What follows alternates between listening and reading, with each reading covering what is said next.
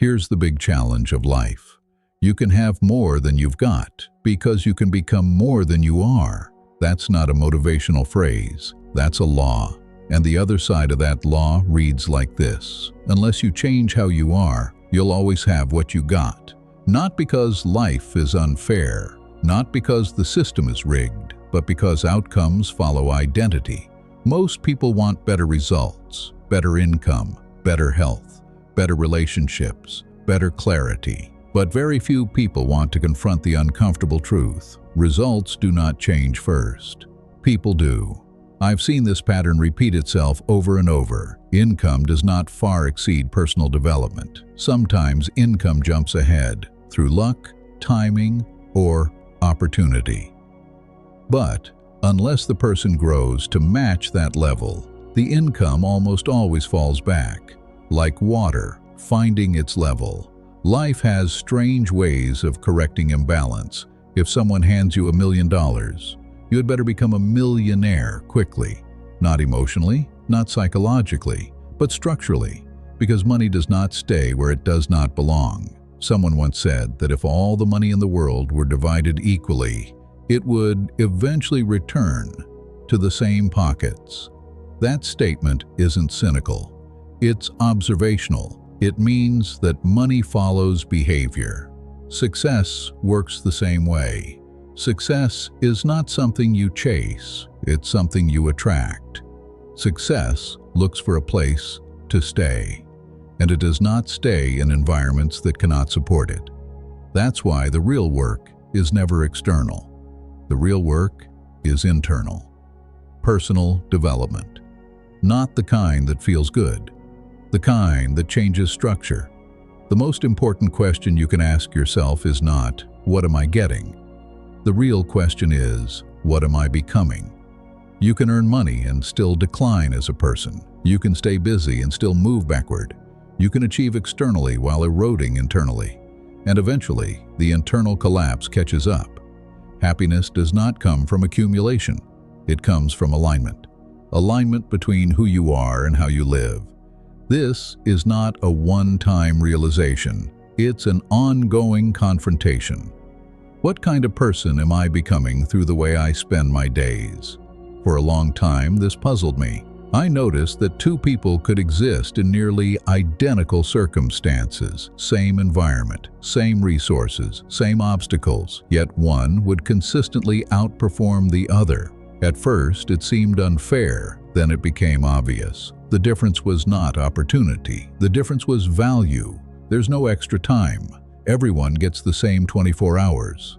Time is not the currency of results. Value is. Value is what you bring into the room. Value is what remains after you leave. Value is what solves problems, creates clarity, and produces outcomes. You are not paid for effort. You are not paid for intention. You are paid for usefulness. This is not harsh. It's liberating. Because usefulness can be developed. If you become twice as valuable, you can earn twice as much in the same amount of time. That is not theory. That is leverage. People often ask how to earn more. The answer is never a trick. Become more. Better judgment, better communication, better discipline, better follow-through. The most frustrating experience in life is demanding above-average results while refusing to become an above-average person. That frustration has a name. It's resistance to growth. Someone close to me once said something that cut through all excuses. For things to change for you, you have to change. Not the economy, not circumstances, not other people. You. Life itself is not going to change. Seasons will continue. Difficulty will follow opportunity. Chaos will visit without invitation.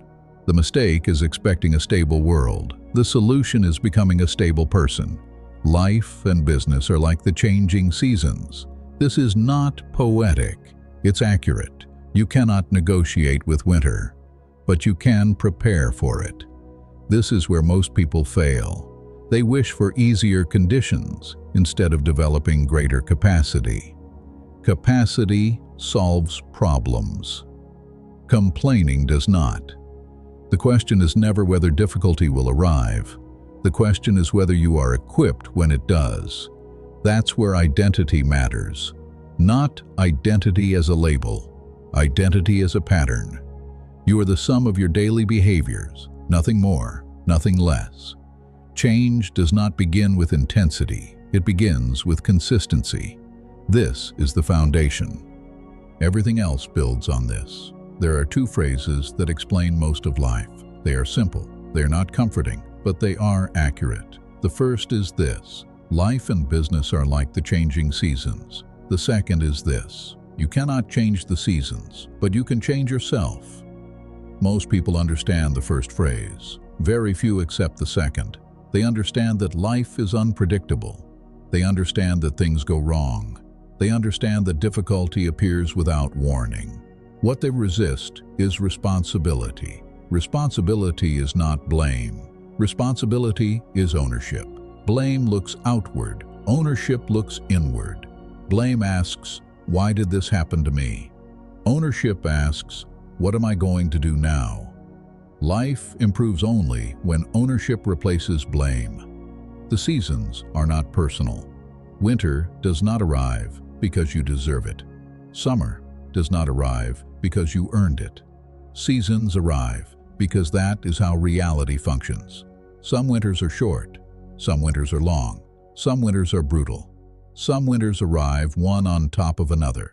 There are economic winters, periods where money tightens, where opportunities shrink, where effort produces less return.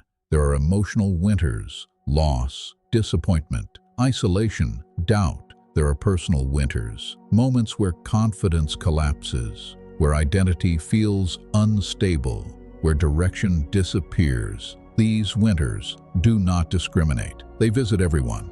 The difference between people is not whether winter comes. The difference is how they respond. Some people collapse in winter, others consolidate. Some people waste winter wishing for spring. Others use winter to prepare. Preparation is invisible. That's why most people avoid it. You cannot eliminate winter, but you can become stronger than it. Strength is not aggression. Strength is capacity.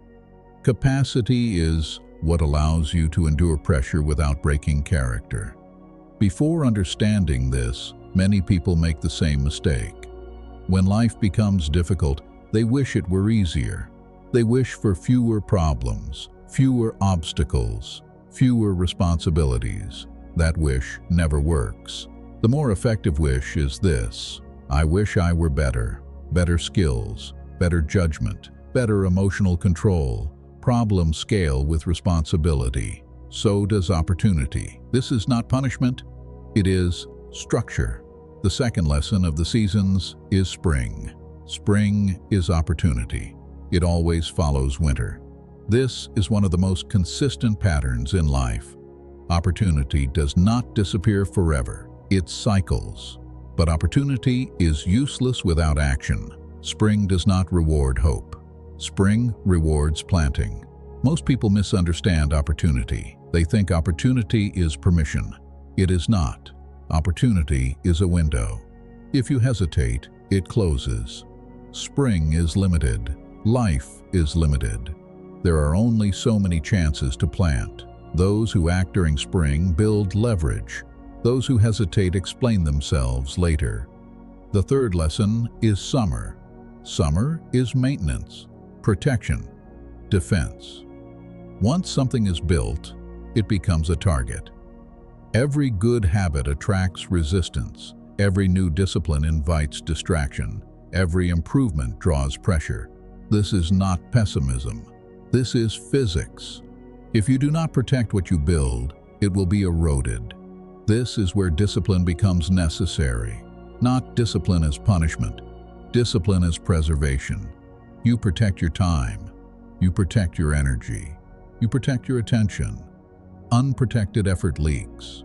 The final lesson is fall. Fall is harvest, results, outcomes. Fall does not negotiate. It reflects what was done earlier, not what was intended. This is where most people experience pain. Not because the system is cruel, but because reality is honest. Fall exposes patterns. If nothing was planted, nothing appears. If poor seeds were planted, poor results arrive. Responsibility means accepting this without complaint. Complaining does not change the harvest. Preparation does. There was a time when I blamed everything: circumstances, people, systems, timing. Blame felt justified. It also kept me stuck. One day someone asked me a question that changed everything. Not aggressively, not dramatically, simply, "Why hasn't this worked out for you yet?" The answer was uncomfortable. I wasn't on my own list of causes. Once responsibility entered the picture, progress became possible. Responsibility does not guarantee success. It guarantees movement. It does not remove hardship. It removes helplessness. This is a crucial distinction. Life does not respond to fairness. Life responds to action. Two people can face the same event. One declines. One grows. Same event. Different response. It is not what happens that determines direction. It is what you do after. This is where most people fail. They wait for clarity before acting. Clarity comes from movement, not thought. Waiting feels safe. It is not. If nothing changes tomorrow, nothing changes. 5 years from now will look like the last 5, unless something different happens. And the only thing that can change reliably is behavior. You do not need permission to change. You do not need consensus. If you do not like your direction, change it. You are not a tree. This is where responsibility becomes power, because responsibility means the future is still open. It means the past does not dictate the next step. It means identity is not fixed. The moment you accept this, you stop arguing with reality, and you start working with it. That is where momentum begins. Once responsibility is accepted, the next problem appears immediately. Most people know what they should do. Very few do it consistently. This gap is not caused by lack of knowledge. It is caused by lack of discipline. Discipline is not punishment. It is not force. It is not aggression toward yourself. Discipline is structure. Discipline is the ability to decide once and execute repeatedly. Motivation is unreliable. It rises and falls. It responds to mood. Discipline does not. Motivation feels good. Discipline works. Most people wait to feel ready. That wait never ends. Action creates readiness, not the other way around. Discipline begins small, always. People fail because they start too big. They aim for transformation instead of consistency. Small disciplines practiced daily become identity. This is not inspiring. It is effective. You do not rise to the level of your goals. You fall to the level of your systems. If your system is weak, your results will be unstable. If your system is simple, your results will compound. Discipline works best when it removes choice. Choice drains energy. Structure conserves it. If you decide every day whether to act, you will eventually decide not to. If the decision is already made, execution becomes easier. This is why routines matter. Not rigid routines, reliable ones. A reliable routine does not require emotion. It requires presence. Self-mastery begins with control over small actions. Waking up when you said you would. Finishing what you start. Doing what is required before what is entertaining. These actions seem insignificant. They are not. Each small act is a vote for the kind of person you're becoming. Most people underestimate this. They think identity changes through insight. It does not. Identity changes through proof. You believe what your behavior proves. If you act disciplined, you begin to see yourself as disciplined. If you delay, avoid, and excuse, you internalize weakness. Self-talk follows behavior, not the other way around. This is why discipline feels heavy at first. It conflicts with identity. But once identity shifts, discipline becomes lighter. The goal is not to become extreme. The goal is to become reliable. Reliability compounds faster than intensity. Now, let's talk about self-motivation. Self-motivation is misunderstood. People think it means being excited. It does not. Self-motivation means acting without external pressure. It means doing the work when no one is watching. You cannot outsource this. You cannot borrow it. No one can carry your discipline for you. Others can encourage. They cannot decide. At some point, you either choose to change or you remain as you are. This choice is quiet, private, uncelebrated. Most life-changing decisions are invisible. They happen in ordinary moments when it would be easier not to act. Self-motivation grows through follow-through, not affirmations. You motivate yourself by keeping promises to yourself. Each broken promise weakens trust. Each kept promise strengthens it. This is why small promises matter. Promise less. Execute more. Consistency builds self-respect. Without self-respect, discipline collapses. Now let's address resistance. Resistance always appears when change becomes real. Resistance is not a sign of failure. It is a sign of progress. If you feel resistance, it means you are leaving familiar territory. The mistake is interpreting resistance as danger. Resistance is friction.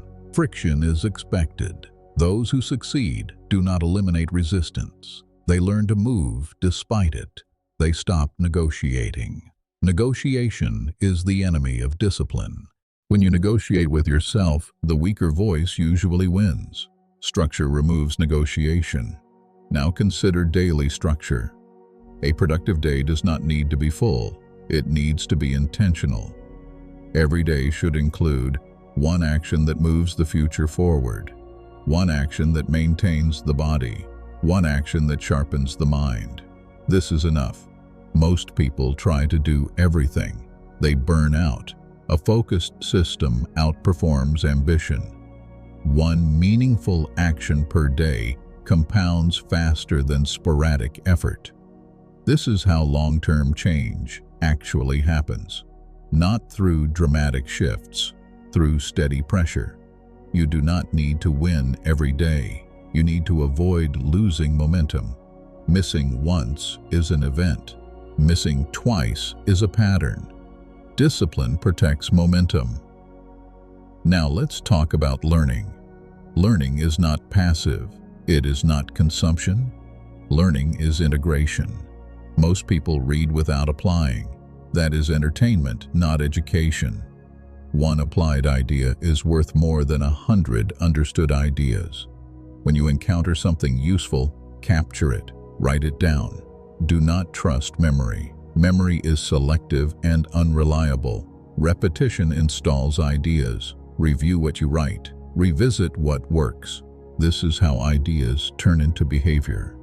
Curiosity accelerates learning. Curiosity keeps the mind open. Children learn faster because they ask more questions. Adults stagnate because they assume they already know. Assumption kills growth. If you want to change your life, become a student again. Read deliberately, read with purpose. One book can save years of trial and error, but only if it is applied. Knowledge unused decays. Understanding without execution creates frustration. Execution clarifies understanding. This is the rhythm of growth. Learn, apply, review, adjust, repeat. This process is not glamorous. It is effective. Over time, discipline becomes identity, learning becomes leverage, self-motivation becomes natural, and change stops feeling forced. It starts feeling inevitable. Once discipline and structure are in place, another layer of reality becomes visible. Life is not random. It feels random when you don't understand the rules. The world operates by laws, not opinions, not intentions. Laws. Some laws are physical, gravity, electricity, motion. Others are less visible but just as reliable. You do not have to believe in them. They still operate. Ignoring a law does not cancel it. It only increases the cost. This is why many people struggle. Not because life is unfair, but because they fight rules they do not understand. One of the most important laws is the law of cause and effect. Every outcome has a cause. Every result has a source. Effects do not appear from nowhere. If you do not like the effect, you must examine the cause. This requires honesty. Most people prefer explanations that preserve comfort. Comfort delays growth. Cause and effect does not care about fairness. It only reflects reality. This law operates everywhere: health, money, relationships, confidence. If the result is weak, the cause is insufficient. This does not mean you are broken. It means something is missing. Another critical law is the law of use. Whatever you do not use, you lose. This applies to muscles. If they are not used, they weaken. It applies to skills. If they are not practiced, they decay. It applies to courage. If it is not exercised, it shrinks. Talent, unused, disappears. Not because it is taken away, but because it atrophies.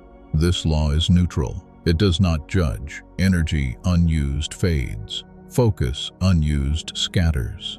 This is why potential is dangerous. Potential creates the illusion of capability without proof. Potential without action becomes regret. The safest place for ability is in use. This is why action matters more than intention. Another law is the law of sowing and reaping. What you sow, you reap. This is not poetic. It is mechanical. Behavior is seed. Results are harvest. If you sow nothing, nothing grows. If you sow inconsistency, you harvest instability. If you sow discipline, you harvest reliability. This law operates over time, not instantly. Delayed consequences confuse people. They mistake delay for exemption. They believe that because nothing happened immediately, nothing is happening. They are wrong. The soil is always working. This is why habits matter. Habits are seeds planted daily, small seeds, invisible seeds, but time magnifies them. Most people overestimate what they can change in a week and underestimate what they can change in a year. This law works in both directions. Positive habits compound. There is no neutral. Another uncomfortable truth. Sometimes you do everything right and still lose. This is part of reality. Loss does not always mean error. Weather exists. Randomness exists. This does not invalidate effort. It contextualizes it. Those who understand this do not collapse when loss occurs. They adapt. They do not take it personally. They take it seriously. This is maturity. Now, let's talk about thinking. Most people underestimate how much thinking shapes outcomes. They believe thinking is passive. It is not. The mind is a factory. Thoughts are raw material. What you repeatedly think about becomes structure. Thought patterns become behavior. Behavior becomes results. Poor thinking habits produce poor outcomes. Not because people are lazy, but because they are inattentive.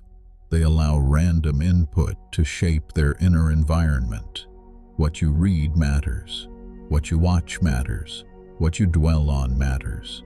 Garbage in produces garbage out. This is not moral judgment. It is mechanical reality. You would not pour contaminated fuel into a machine and expect peak performance. Yet many people do this mentally every day. They consume noise, negativity, distraction, then wonder why clarity is absent. You must stand guard at the door of your mind, not aggressively, deliberately. You decide what enters. This does not mean avoiding reality. It means selecting inputs. Information is powerful, but not all information is useful. Too much information creates paralysis. Better thinking requires fewer inputs and deeper processing. Clarity comes from subtraction. Attention is one of the most valuable resources you have. Where attention goes, energy follows. Where energy flows, results grow. Distraction is not harmless. Distraction fragments identity. A fragmented mind produces fragmented outcomes. Focus restores coherence. Coherence creates momentum. This is why modern life feels exhausting. Too many inputs, too few priorities. The disciplined mind simplifies. It asks, what matters today? Not everything matters equally. This question alone eliminates most stress.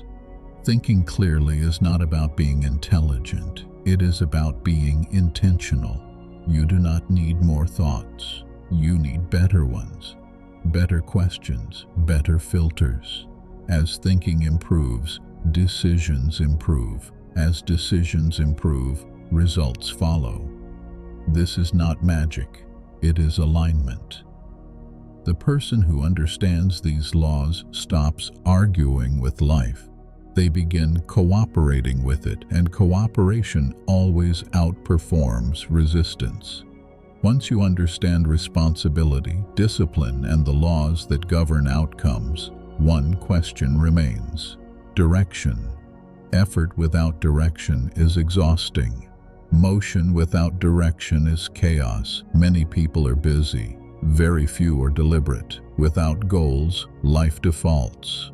Default life is reactive. It responds instead of designs. This is how people drift, not suddenly, gradually. Goals interrupt drift. Goals are not wishes. They are decisions written down. A goal is a declaration of intent. It says, this is where I am going, even if I don't know the entire path yet. Clarity does not come before movement. It comes from it. Most people wait to feel confident before setting goals. That confidence never arrives. Goals create confidence, not the other way around. There are two types of goals: long range and short range. Long range goals give meaning. They answer the question, what kind of life am I building? Short range goals create momentum. They answer the question, what am I doing next? Without long-range goals, life feels empty. Without short-range goals, life feels overwhelming. You need both. Long-range goals should stretch you. They should feel slightly unreasonable. If they don't challenge your identity, they won't change it. Short-range goals should be practical, achievable, specific. They are confidence builders. Each completed goal reinforces belief. Belief is built through evidence. This is why writing goals down matters. A goal not written down is a preference. Writing is commitment. It signals seriousness. Many people hope. Hope is passive. The future does not improve by hope. It improves by plan. Plans do not need to be perfect. They need to exist. Plans evolve. Drift does not. Another critical element is reasons. Goals without reasons collapse under pressure. When resistance appears, reasons decide whether you continue. Everyone has ability. Few have enough reasons. Reasons fuel persistence. Some reasons are personal: self-respect, growth, integrity. Some reasons involve others: family, responsibility, contribution. The source does not matter. Strength does. Strong reasons outlast weak motivation. Resistance will appear, always. Resistance does not mean stop. It means you are near something important. Resistance grows as identity shifts. The old self resists replacement. This resistance is internal, not external. It sounds like hesitation, doubt, negotiation. The voice says, not today. Maybe later. Is this really necessary? That voice is familiar. The disciplined response is simple. Proceed anyway. You do not argue with resistance. You outlast it. Resistance fades when ignored. This is why consistency wins. The greatest transformations are quiet. They do not announce themselves. They do not seek validation. They occur in ordinary moments. One decision, repeated. Over time, the results become visible. People call it luck, timing, breakthrough. They do not see the repetition. They do not see the boredom. They do not see the days where nothing seemed to change. But change was happening, gradually, then suddenly. This is how compounding works. The disciplined person trusts the process. They do not need constant reassurance. They measure progress by behavior, not emotion. As goals are pursued, identity stabilizes. Life becomes simpler, not easier. Simpler, decisions align, priorities clarify, energy returns. Another danger must be addressed: complaining. Complaining feels harmless. It is not. Complaining externalizes responsibility. It reinforces helplessness. 5 minutes of complaining undoes hours of discipline. Gratitude restores agency. This does not mean ignoring problems. It means addressing them without self-pity. Self-pity delays action. Action restores dignity. Risk is unavoidable. Living is risky. Trying is risky. Not trying is riskier. Safety is an illusion. Growth requires exposure. You cannot avoid risk. You can choose which risk to accept: the risk of effort or the risk of regret. The disciplined choose effort. They understand that failure is information. It is not identity. Failure instructs. If you listen, avoidance teaches nothing. Now comes the final truth. The major key to your better future is not circumstances, not luck, not timing. It is you, your choices, your discipline, your willingness to act without guarantees. The future is not closed. It is waiting. Waiting for consistent action, waiting for ownership, waiting for identity to catch up with intention. You do not need permission. You do not need approval. You only need to begin, quietly, deliberately, relentlessly. And one day, without announcement, your life will look different. Not because the world changed, because you did. There is one final layer most people never reach, not because it is hidden, but because it requires stillness. Action changes outcomes. Discipline changes behavior, but reflection changes direction. Without reflection, discipline becomes mechanical. This is where many people stall. They do the work, they stay consistent, but they never ask, is this the right direction? Depth comes from periodic pause, not stopping, pausing. A pause is not weakness, it is calibration. Once in a while, you must step back and examine the structure of your life, not emotionally, strategically. Ask simple questions, uncomfortable questions. What am I doing every day? What am I avoiding? What am I tolerating that I shouldn't? Tolerance is silent agreement. What you tolerate becomes your standard. Standards define identity. Raising standards feels disruptive. Lowering them feels comfortable. Comfort is deceptive. Comfort delays growth. Most people do not fail, they settle. Settling looks reasonable. It sounds mature. It feels safe. But safety without progress becomes decay. There is no neutral state. You are either building strength or losing it. This applies to discipline, to thinking, to character. Unused strength fades. Unused courage shrinks. Unused ambition dissolves. This is not punishment. It is law. The law of use. What you do not use, you lose. Energy must move. Confidence must be exercised. Responsibility must be carried. When responsibility is avoided, life assigns consequences instead. Consequences are heavier. Voluntary discipline is lighter than forced correction. The disciplined person chooses effort early to avoid suffering later. This is wisdom. Wisdom does not shout. It whispers through patterns. Patterns reveal truth. Look at your patterns, how you wake, how you react, how you speak to yourself. Those patterns are your future in motion. Change patterns and the future follows. But pattern change is slow. It begins awkwardly. The new behavior feels unnatural because it is unfamiliar.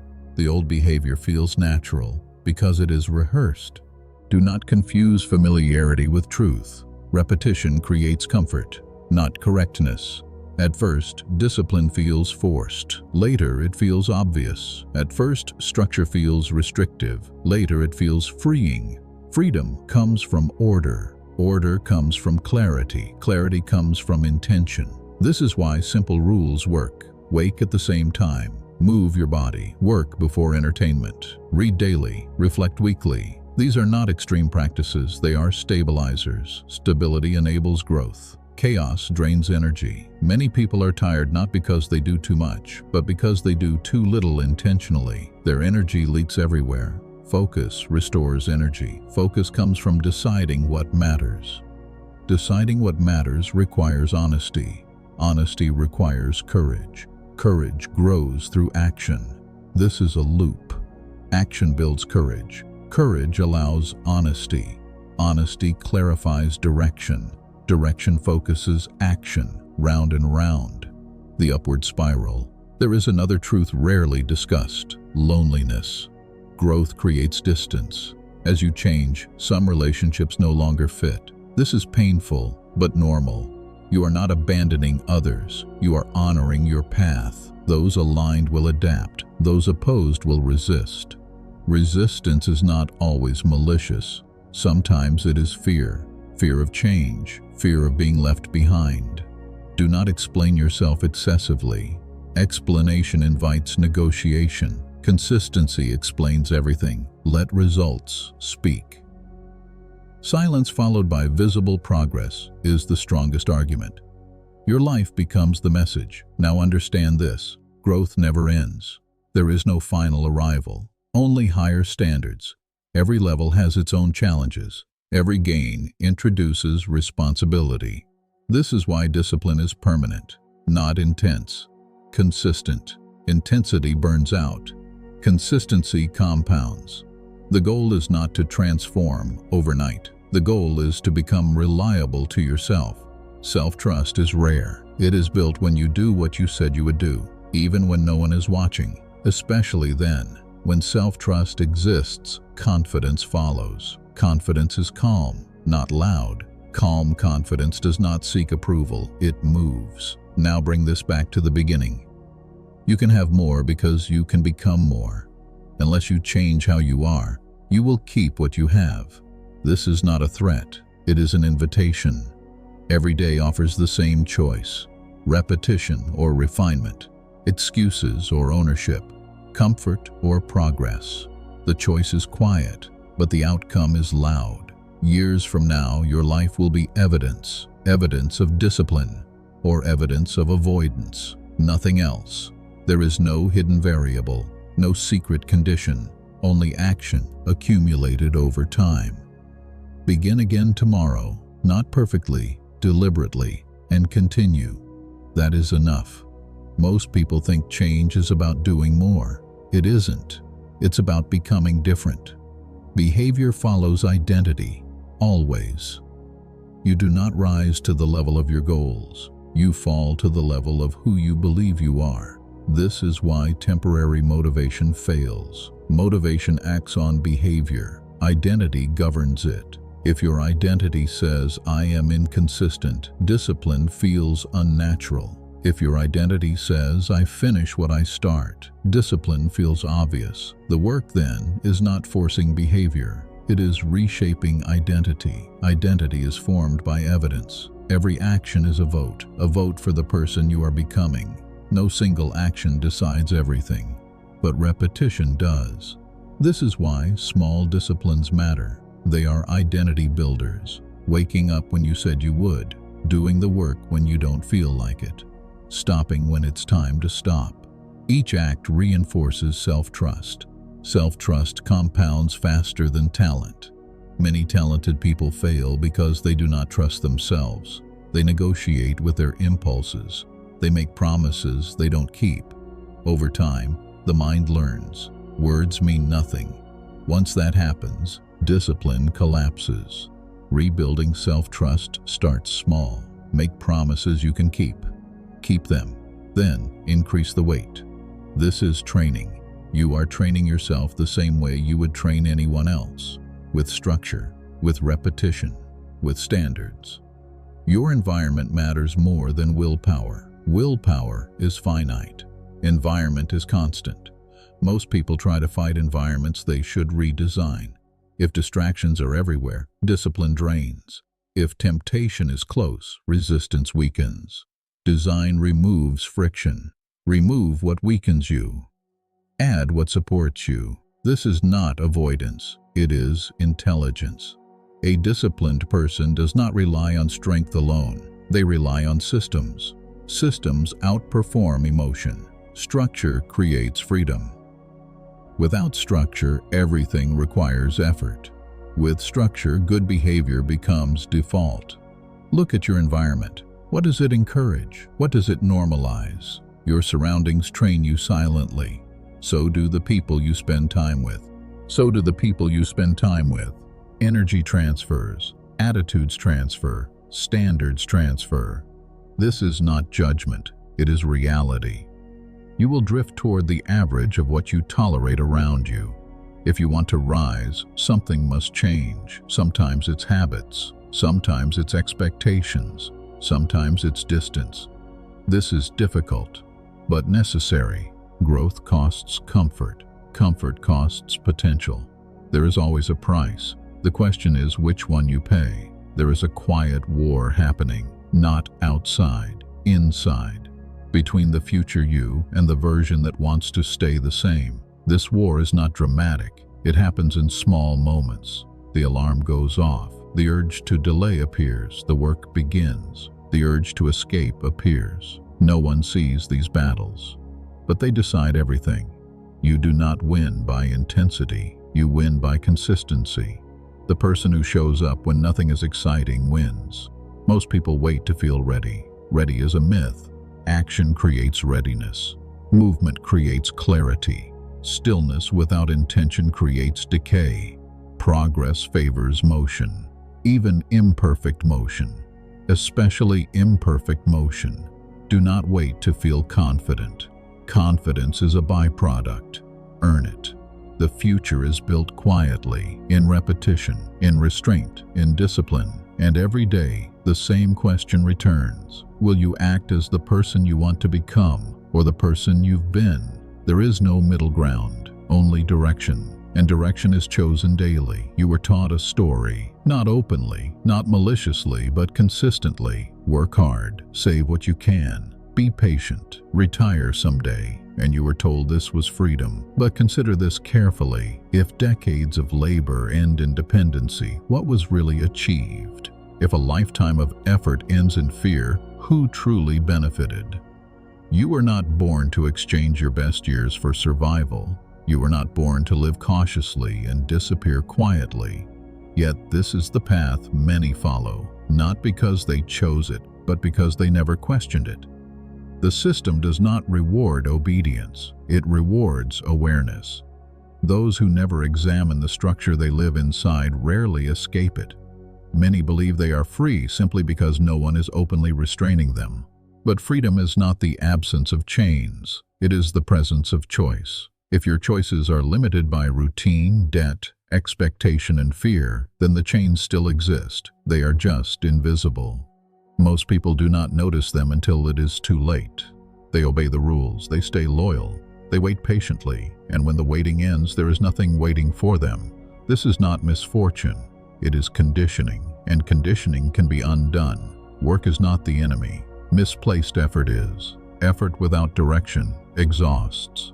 Effort without ownership enslaves. You can give your strength, your skill, and your time to another vision for decades and still end with nothing that belongs to you. This is not failure, it is misunderstanding. Labor is physical, wealth is structural. Labor consumes energy, wealth multiplies value. Those who never learn this distinction spend their lives trading time for survival. Time is the most expensive currency you will ever spend. Once it is gone, it cannot be earned back. The mistake is believing income equals freedom. Income sustains. Ownership liberates. Freedom comes from systems that continue without your constant presence. This is why thinking matters more than effort. One person builds a structure, another maintains it. Both work, only one becomes free. Effort is noble when it serves a plan. It is tragic when it replaces one. You were told to wait, to postpone life, to sacrifice the present for a future that may never arrive. This delay was presented as wisdom. In reality, it was compliance. A reward postponed long enough loses its power. A life postponed long enough loses its meaning. If freedom only begins when your energy is gone, it is not freedom. It is permission to decline slowly. True independence is not something granted at the end. It is built along the way. Waiting does not create freedom. It creates dependency. Those who build value early gain options. Those who wait are left hoping circumstances will be kind. Hope is not a strategy. Most people were trained, not taught. They were instructed how to follow, not how to think. The emphasis was obedience, not imagination. Order, not ownership. Repetition, not creation. This training was effective. It produced workers. It produced compliance. It produced reliability. It did not produce freedom. Those who rise rarely follow prescribed paths. They question. They experiment. They think independently. They are often misunderstood early and admired later. The tragedy is not education. It is incomplete education. When imagination is discouraged and conformity rewarded, potential is buried. To rise, you must relearn how to think deliberately, not emotionally, strategically. A job can support your life. It should never define it.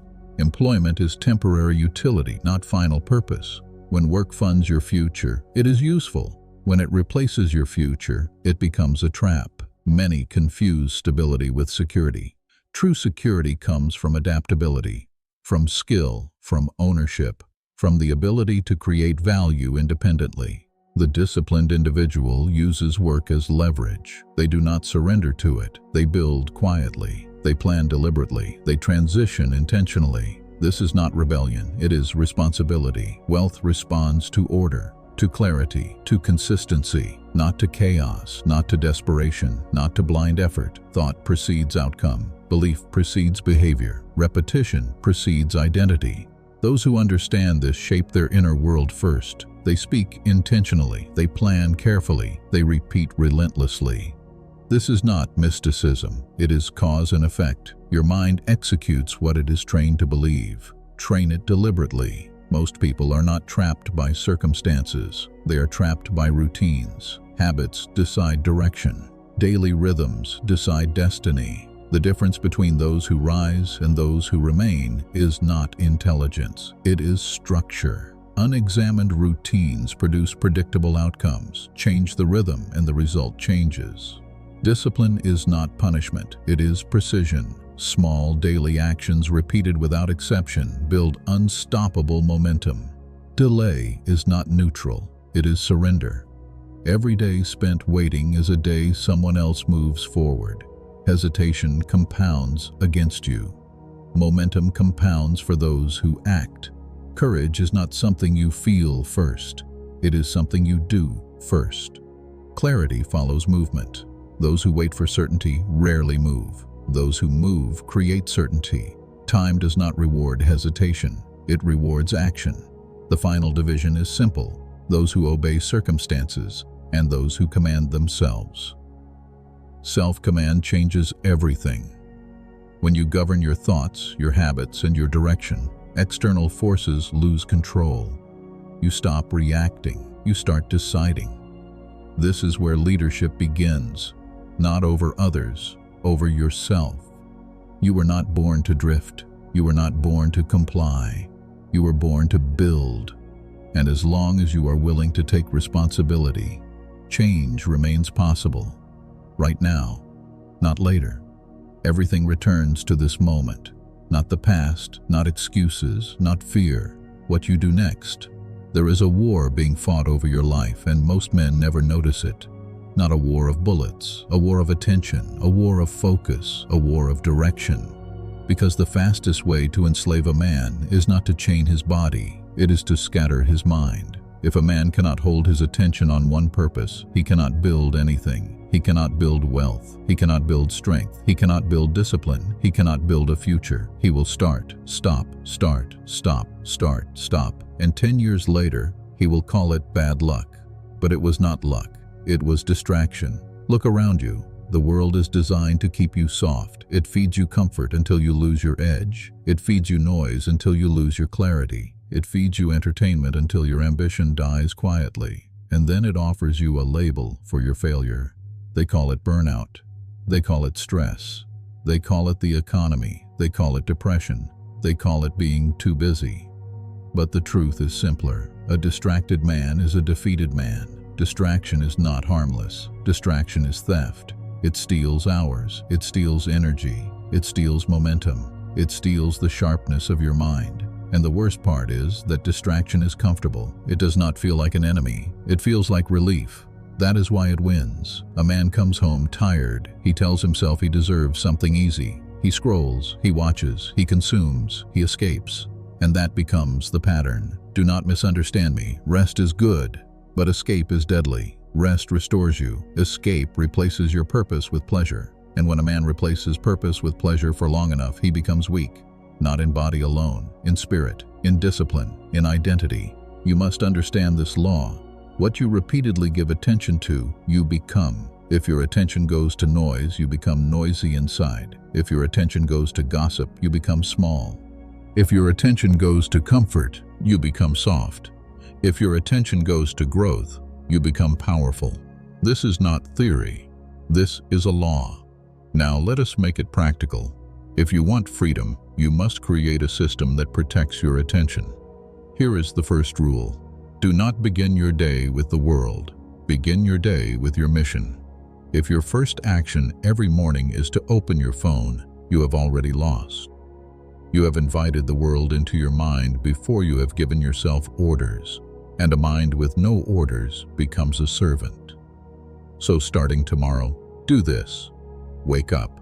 Do not touch your phone. Do not consume anything. Do not check messages. Do not check news. Do not check feeds. Instead, do 3 things. 1. Speak your aim aloud. 2. Read your plan for the day. 3. Execute your first disciplined action before the world gets a vote. That is how you take your mind back. Second rule. Choose one skill that increases your value and build it daily. The world pays for value. Freedom is purchased with value, and value is built through skill, not 1,000 skills. 1. One that matters. Communication, sales, writing, editing, design, programming, fitness coaching. Any skill that creates value for others. Pick one, and then build it like your life depends on it, because it does. Third rule, kill the comfort ritual. Most men have a ritual that keeps them poor, not because it costs money, because it costs time, clarity, and intensity. Hours of passive entertainment, late nights with no purpose, food that dulls energy, social circles that normalize mediocrity. If you keep the same comfort ritual, you will keep the same future. So you must replace the ritual. Replace scrolling with reading. Replace watching with building. Replace consuming with creating. And you do not need motivation for this. You need structure. Structure is stronger than mood. Many people talk about discipline as if it is a personality trait, as if you either have it or you don't. That is a lie. Discipline is not something you are born with. It is something you build. And it is built the same way strength is built. Repetition, progression, consistency. You do not walk into a gym and lift what only a champion can lift. You start small. You earn it. You build the muscle. Discipline works the same way. And here is the biggest mistake people make. They try to transform their whole life in one day. They try to become a new person overnight. They make a massive plan. They feel excited for 2 days. Then the excitement fades and they collapse. Then they conclude that discipline isn't for them. No, the truth is that they tried to skip the ladder. Discipline is a ladder, and if you do not climb it step by step, you will fall. So let me give you the ladder. Step 1. Micro-discipline. Micro-discipline is doing small, hard things on purpose, every day, not to impress anyone, not to post online, not for applause, for training. Examples: make your bed, clean your space, drink water before caffeine, walk 10 minutes, read 5 pages, write 1 paragraph. Do 1 uncomfortable task first. This is not about the task, it is about identity. It teaches your mind one message: I do what I say. That is the foundation of power. Step 2. Time discipline. Most men do not lack ability. They lack control of their day. They wake up and react. They answer messages. They let the world pull them around. They call it being responsible. But responsibility without direction becomes servitude. So you must practice time discipline. Time discipline means you block your day into zones: a building zone, a health zone, a learning zone, a recovery zone. If you do not schedule building time, you will never build, because life will fill every empty space with noise. So schedule it, even 1 hour a day, 1 hour with no phone, no distractions, just building, and you protect it like it is sacred, because it is. Step 3. Body discipline. Your mind cannot stay sharp in a weak body. Your energy is not separate from your habits. Your focus is not separate from your sleep. If you want to command your life, command your body. Do not make it complicated. Lift or do body weight work 3 to 4 times a week. Walk daily. Eat like a man who respects himself. Sleep like a man who has a mission. Body discipline is not vanity, it is fuel. Step 4. Speech discipline. This one is deadly important. Your words are instructions to your subconscious mind. If you speak weakness, you will live weakness. If you speak delay, you will live delay. If you speak complaint, you will live complaint.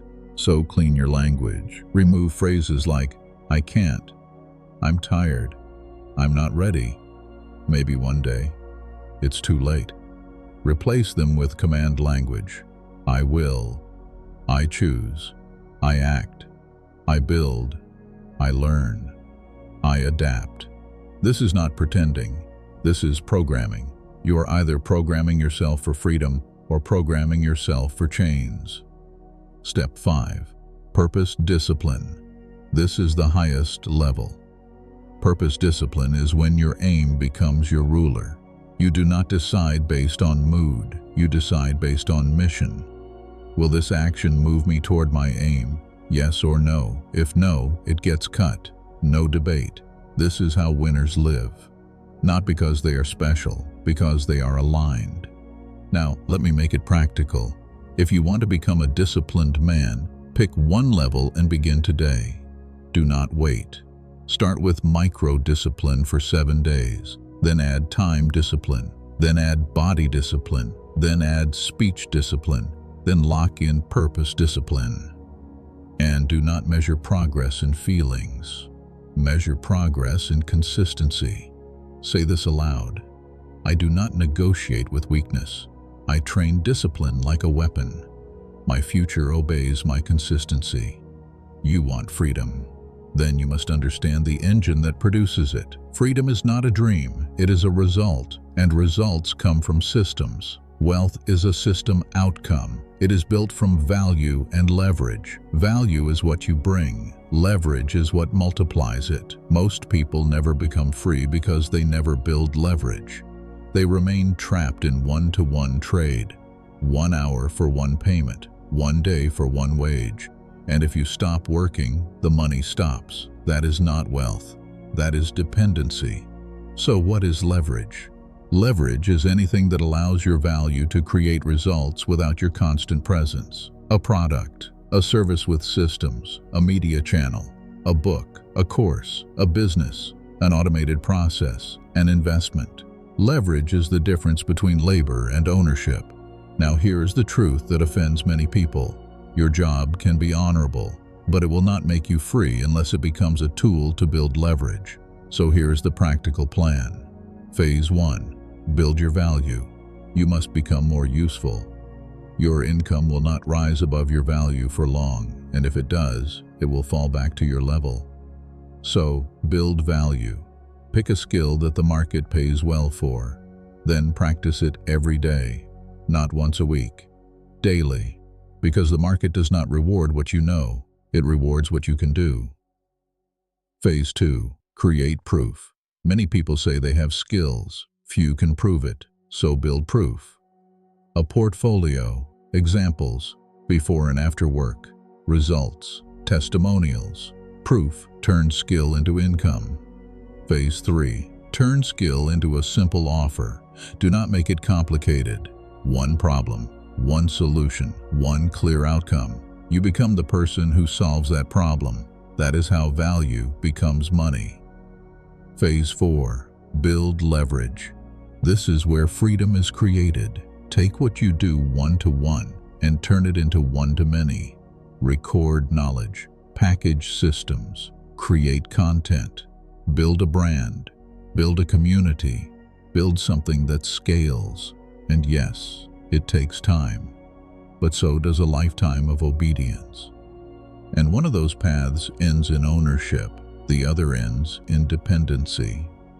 Now, the daily actions. If you want wealth, you need daily actions that build it. Here they are. 1. Learn daily.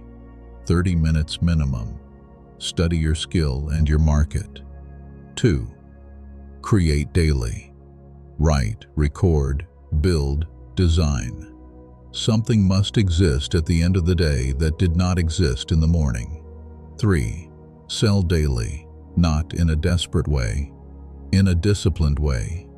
Reach out, offer value, build relationships, follow up. 4. Review daily. What worked today? What failed today? What will I adjust tomorrow? This is not complicated, but it is not easy, and that is why it works. Because most people will not do simple, hard things consistently. Now, one warning. Do not chase 10 streams at once. Build one engine first, one skill, one offer, one channel, one system. Then expand. A scattered man builds nothing. A focused man builds empires. And now you know. The trap is real, but the exit is real. The chains are in habits, but the key is in your mind. You do not need permission. You do not need luck. You need alignment, discipline, and action. You can keep the old pattern, or you can build a new one. The choice is yours.